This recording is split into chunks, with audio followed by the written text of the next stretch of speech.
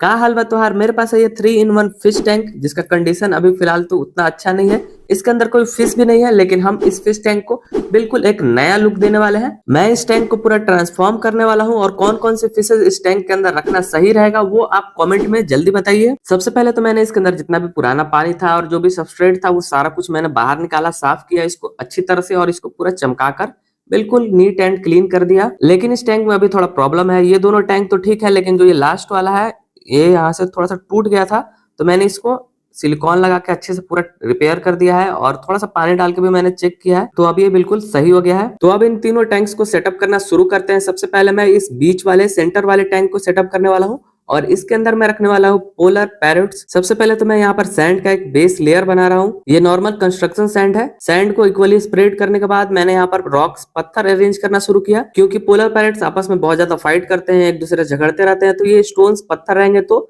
ये इधर उधर छुपे रहेंगे। तो इसीलिए मैंने यहाँ पर छोटे बड़े सभी साइज के पत्थर लगाए हैं, ताकि एक नेचुरल फील आए, नेचुरल लुक आए। और साथ ही मैं यहाँ पर कुछ ड्रिफ्टवुड भी यूज करने वाला हूँ, जो कि इस टैंक को और भी नेचुरल लुक देगा। ये पतले पतले स्टिक्स हैं, तो इन सभी को मैंने अच्छे से अरेंज किया, और साथ ही इनको मैंने ग्लू से चिपका भी दिया, फेविक्विक से। नहीं तो पानी भरने के बाद ये सभी ड्रिफ्टवुड ऊपर की ओर आ जाएंगे, जो कि बिल्कुल बेकार सा लगेगा। साथ ही मैंने ब्रीडिंग के लिए एक हाइडिंग स्पॉट भी दे दिया यहाँ पर कॉर्नर पे पीछे की ओर, जहाँ पर ये अपने बेबीज को एग्स को रेज करेंगे। और एक छोटा सा घड़ा मैं यहाँ पर आगे की ओर रख दे रहा हूँ। ज्यादा ब्रीडिंग और हाइडिंग स्पॉट रहेगा तो ये आपस में कम से कम लड़ेंगे, तो इसीलिए मैंने कुछ उसी हिसाब से इस टैंक को सेटअप किया है।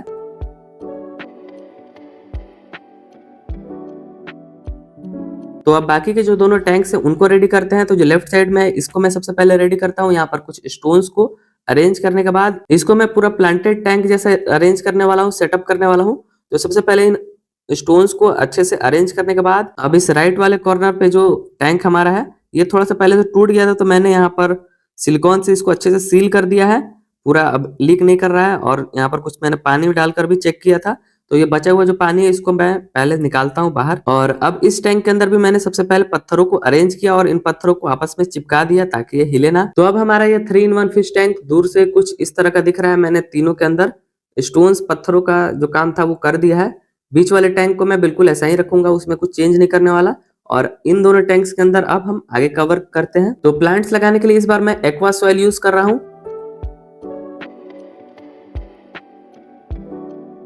तो दोनों ओर मैंने अच्छे से एक्वा सॉइल भर दिया है। थोड़ा थोड़ा मैं दोनों ओर पानी स्प्रे कर देता हूँ ताकि प्लांट्स लगाने में मुझे आसानी हो।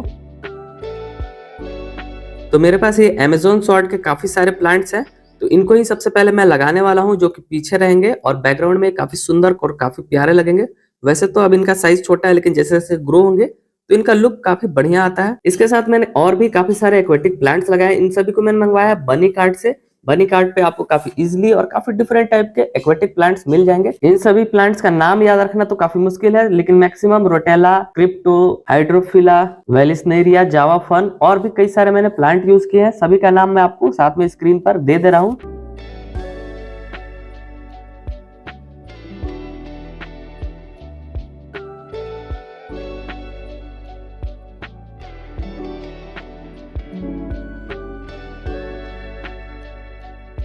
तो अब इस दूसरे वाले टैंक को भी सेटअप करते हैं, इसको भी रेडी करते हैं। तो यहाँ पर भी मैं काफी सारे प्लांट ही यूज करने वाला हूँ। ये दूसरे टाइप का, दूसरे वैरायटी का अमेज़न स्वॉर्ड है। इसकी पत्तियां गोल रहती हैं, तो इसे मैं इस वाले टैंक में यूज करने वाला हूँ। इसे भी मैंने बनी कार्ट से मंगवाया है। ये भी टाइप ऑफ अमेज़न स्वॉर्ड ही है। इसकी पत्तियां पतली होती हैं और काफी लंबी लंबी दूर दूर होती हैं।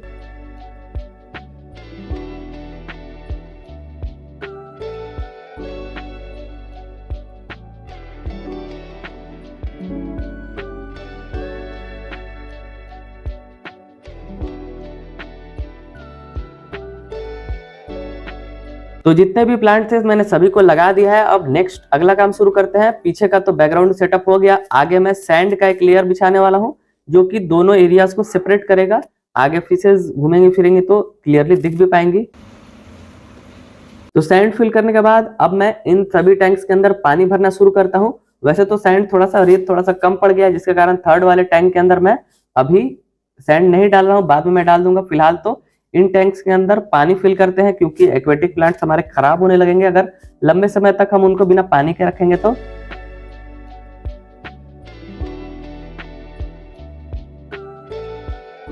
तो ये रहा 10 दिनों के बाद का अपडेट। इन तीनों टैंक्स के अंदर मैंने कोई भी छेड़छाड़ नहीं किया। 10 दिनों के अंदर ये काफी अच्छी तरह से साइकिल हो गए हैं।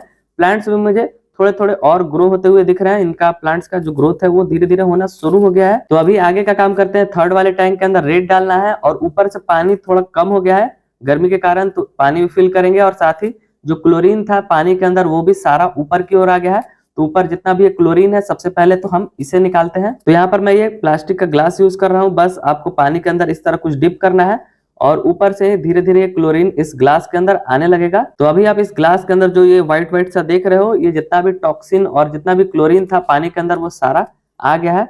तो धीरे धीरे करके मैं इन सभी तीनों टैंक्स को ऐसे ही क्लीन करता हूँ। थोड़ा सा ही अभी बस क्लीन हुआ है। इसके बाद ग्लास के ऊपर जितना भी ये व्हाइट व्हाइट स्पॉट हो गया है तो इसे भी जल्दी से क्लीन करते हैं ब्लेड की मदद से। तो सारा साफ सफाई करने के बाद मैंने इन टैंक्स का पानी भी थोड़ा कम किया है। 50% पानी मैंने रहने दिया है और अब मैं ऊपर से नया फ्रेश पानी इन सभी टैंक्स के अंदर ऐड कर रहा हूं।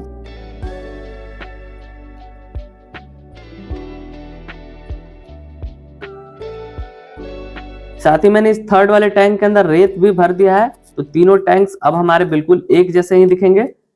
अभी थोड़ा सा अभी पानी क्लाउडी दिख रहा होगा क्योंकि जस्ट मैंने अभी सैंड इसके अंदर रेत डाला है। बाकी ये दोनों टैंक्स तो बिल्कुल अच्छे, बिल्कुल नीट एंड क्लीन दिख रहे हैं। तो अब आगे का काम करते हैं। हमारे जो ये दोनों प्लांटेड टैंक्स हैं इनके अंदर जितने भी मैंने प्लांट्स लगाए उनको अच्छे से ग्रो भी करना है। तो उनके ग्रोथ को फास्ट करने के लिए यहाँ पर मैं कुछ एक्वेटिक फर्टिलाइजर यूज कर रहा हूँ। और हाँ, ये सभी लो टेक एक्वेटिक प्लांट्स है तो इनको ज्यादा CO2 का जरूरत नहीं है। कभी कभी मैं लिक्विड CO2 इन दोनों टैंक्स के अंदर डाल देता हूँ। और जैसा कि मैंने वीडियो के स्टार्टिंग में आपको बताया था कि मैं बीच वाले टैंक के अंदर पोलर पैरेट रखने वाला हूँ, तो यहाँ पर मैं कुछ पोलर पैरेट के बेबीज लेकर आया हूँ। ये टोटल 5 बेबीज है जो कि मुझे काफी आसानी से मिल गए थे, तो मैंने इनको लेकर आ गया हूँ। 2 ब्लैक वाले पोलर पैरेट्स हैं और 3 व्हाइट। तो इनको टैंक के अंदर जल्दी से एक्लिमेट करते हैं। उसके लिए मैंने इनको इस प्लास्टिक बैग के अंदर डाल दिया है ताकि एक्लिमेशन में कोई दिक्कत ना हो, आसानी से एक्लिमेट हो जाए।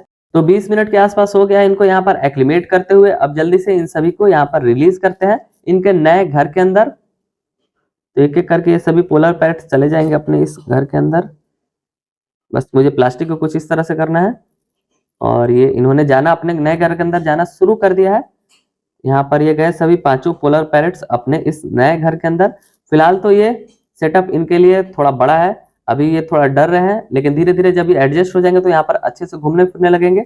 और जब इनका ग्रोथ और बढ़ जाएगा तो हम आगे इनको फ्यूचर में बड़े टैंक के अंदर भी शिफ्ट करेंगे। और जो मेरे पास पुराने पोलर पैरेट फिशेस थे तो उनमें से कुछ मर गए और कुछ को मैंने गिफ्ट कर दिया क्योंकि वो आपस में झगड़ रहे थे। तो अभी फिलहाल मैं फिर से पोलर पैरेट्स लेकर आया हूँ। तो इन सभी को यहाँ पर एडजस्ट होने में थोड़ा टाइम लगेगा। अभी फिलहाल ये थोड़ा डर रहे हैं, लेकिन धीरे धीरे जब ये एडजस्ट हो जाएंगे तब इनको हम फीड भी करेंगे, इनको खाना भी देंगे। तो काफी देर से मैं देख रहा हूँ कि ये सैंड को थोड़ा सा पिंच कर रहे हैं, निप कर रहे हैं, रेत मुंह में भरने का कोशिश कर रहे हैं। तो मुझे लगता है कि ये सभी अभी थोड़े से भूखे हैं। तो इनको मैं थोड़ा सा ये सिंकिंग पैलेट देता हूँ जो कि नीचे ही चला जाएगा डायरेक्ट रेत के पास, तो ये अच्छे से खा लेंगे। ऊपर वैसे तो ये आ नहीं रहे अभी। तो इन्होंने ये सिंकिंग पैलेट खाना भी शुरू कर दिया है। ऊपर से बारिश हो रहा है पूरा सिंकिंग पैलेट्स का और इन्होंने अच्छे से खाना शुरू कर दिया है। और तुरंत ही मुझे लगता है कि इन्होंने खाना भी अपना सारा खत्म कर दिया। तो अब मैं इनको थोड़ा सा ये ट्यूफिक्स वॉर्म देता हूँ। ये हाई प्रोटीन फूड है, होप इनको ये पसंद आए। तो इन्होंने ट्यूफिक्स वॉर्म भी एक्सेप्ट कर लिया, इसे भी अच्छी तरह से खाना इन्होंने शुरू कर दिया है। तो अभी तो मैंने बस इस मिडिल वाले टैंक के अंदर ही फिश रिलीज किया है। बाकी के दोनों जो प्लांटेड टैंक्स है उनके अंदर अभी हम प्लांट्स ग्रो होने देंगे। तब तक आप कमेंट करके बताओ कि इन दोनों बचे हुए टैंक्स के अंदर मैं कौन कौन से फिशेस को रखूं। और आपको ये 3-in-1 फिश टैंक सेटअप पसंद आया होगा तो इस वीडियो को लाइक जरूर कीजिएगा। मिलते हैं नेक्स्ट वीडियो में। Okay, bye.